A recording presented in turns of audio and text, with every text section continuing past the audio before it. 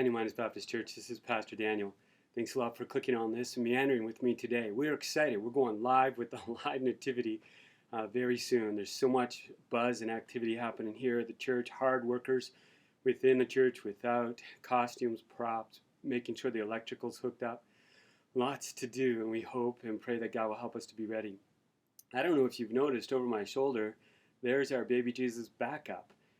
He's our understudy. He's one of the dolls that our kids had growing up.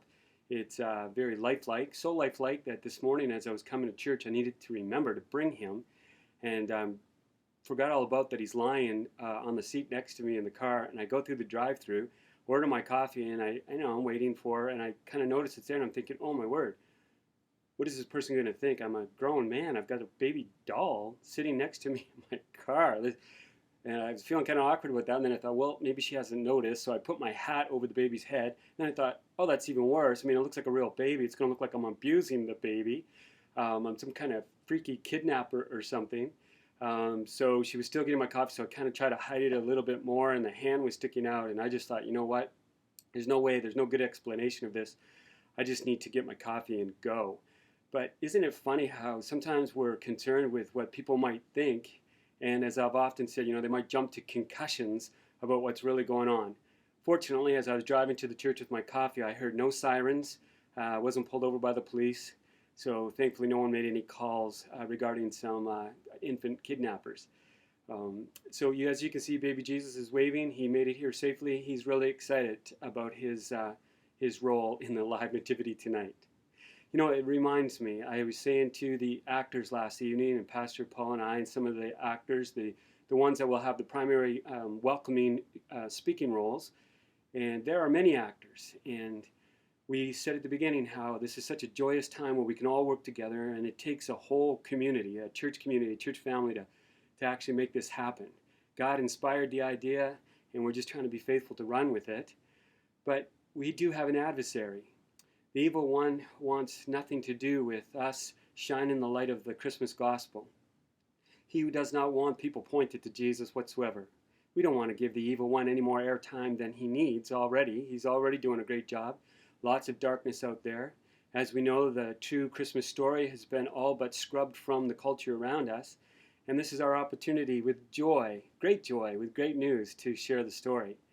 But it reminded me, we went through Revelation in Jesus' words to the 7 churches. But do you know that in Revelation chapter 12, incredibly there's a picture of the red dragon with 7 heads and a large tail and 7 crowns. And with its tail, it swiped down 1/3 of the stars of heaven.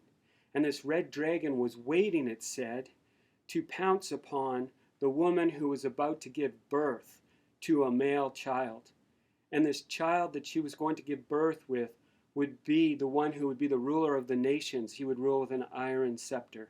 And we know that this is telling of the birth of Christ, the Son of God.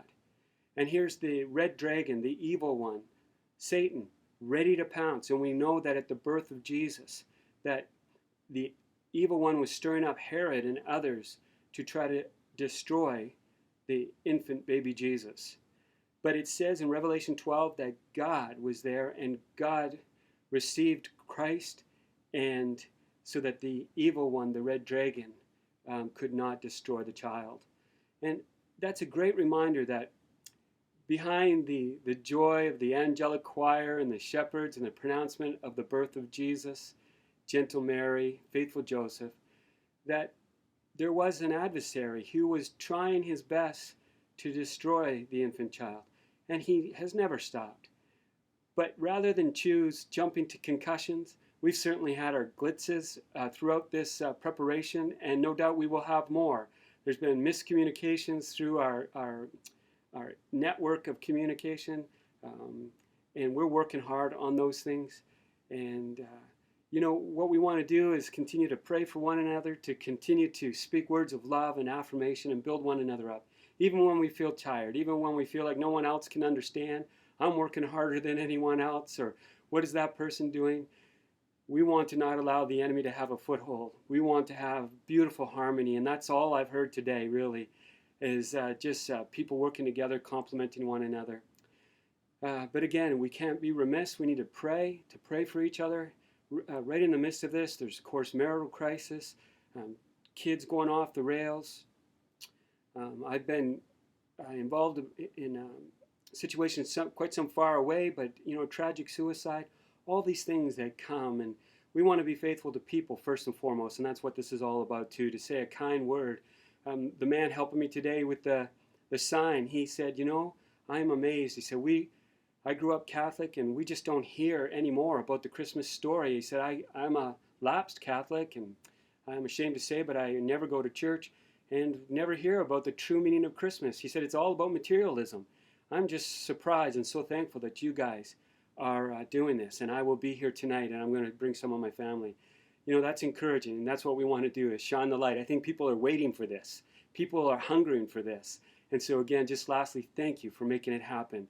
New Minas Baptist Church family, you're awesome. And also thank you to our refugee team. The beautiful Mohammed family have landed safe here in Nova Scotia. The fruition of all our prayers. They're a beautiful family, and they're settling in, and we praise God for answered prayer there too. He is at work, and greater is He who is in us than that old Lucifer who is in the world. And we know the end of the story. We win. And so we're excited about that. Again, bless you. Baby Jesus is waving goodbye, and I'm going to end this meandering today.